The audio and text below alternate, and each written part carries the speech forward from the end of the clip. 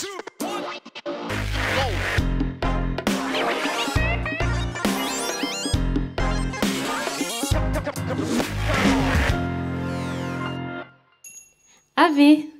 Mon premier est une note de musique, mon second une plante aromatique, mon tout une langue morte. Le latin. Une langue morte peut-être, mais qui nous permet de comprendre notre passé. Cette importance de la transmission du passé est un peu oubliée, Hic Nunc, mais elle était bien comprise des anciens.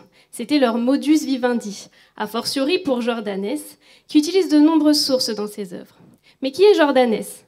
Je ne vais pas vous donner son curriculum vitae, mais grosso modo, c'était un auteur latin du VIe siècle après Jésus-Christ qui a écrit 2 opus, dont une histoire romaine, alias Romana.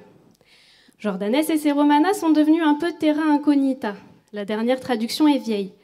Moi, j'adore traduire, du coup, j'ai décidé de sortir les Romana de l'ombre en leur donnant une nouvelle traduction.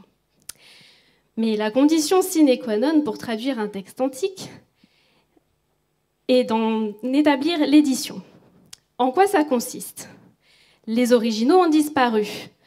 Avant l'invention de l'imprimerie, des copistes recopiaient les textes au fil des ans, et à force, errare humanum est, ils ont fini par glisser des erreurs. Mon but est de savoir ce qu'a vraiment écrit l'auteur. Le principal problème, le casus belli concernant Jordanès, est de savoir, écrivait-il en latin classique ou dans un mélange de latin classique et de latin de son époque ? Le latin classique, c'est le latin de Cicéron, celui qu'on apprend à l'école, le nec plus ultra du latin pour les Romains. Or, il y a 6 siècles entre Cicéron et Jordanès. Le latin classique pour lui, c'est un peu comme le français du XVe pour nous. Si je vous dis « que nenni », vous comprenez, mais plus personne ne dit ça.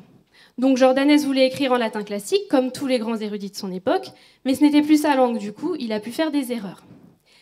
Il y a 2 camps chez les chercheurs, ceux qui disent « oui, Jordanès parlait très bien le latin classique, et s'il y a des formes non classiques dans les manuscrits, c'est la faute des copistes. » A contrario, il y a ceux qui disent « mais pas du tout, ces copistes ont parfaitement fait leur travail, et les formes non classiques sont dues à Jordanès. » Je suis plutôt d'accord avec ces derniers.